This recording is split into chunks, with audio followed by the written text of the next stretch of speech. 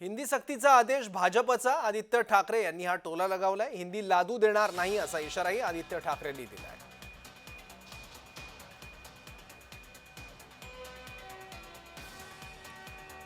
हिंदी लादू देणार नाही असा इशारा आदित्य ठाकरे यांनी दिलेला आहे।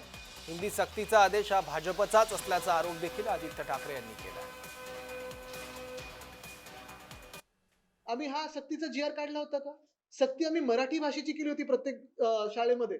आज मुंबई महानगरपालिकेत आयबी असेल, आयजीसी असेल, आयसीएसई असेल, सीबीएसई असेल, एसईसी सोबत जेव्हा आम्ही आणलं, तेव्हा सक्ती आम्ही मराठी भाषेची केली होती.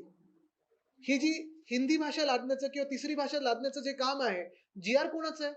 आणि जे आत्ता आमच्यावर आरोप करतायत, ते काय घेतात, कुठच्या नशेत आहेत, की अजून झोप उडाली नाहीये. पण गेल्या 3 वर्षामध्ये 2 मुख्यमंत्री वेगळे झालेत. सरकारमध्ये ते स्वतः बसलेत.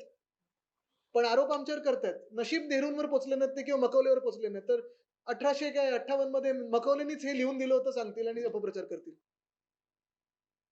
मुख्य गोष्ट हीच आहे, की थोडं तरी राजकारण बाजूला ठेवून, स्वार्थाचं राजकारण बाजूला ठेवून हा विचार करावा, की तिसरी भाषा तुम्ही पहिलीतल्या विद्यार्थ्यांवर खरोखर लादणार आहात का?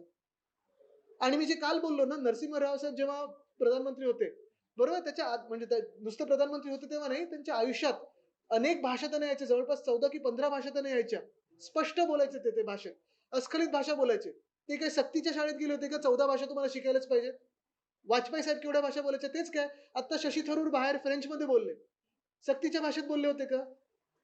मुख्य गोष्ट हीच आहे ना, की तुम्ही पहिलीपासून शिकवताय काय? किती भाषा तुम्ही लादणार?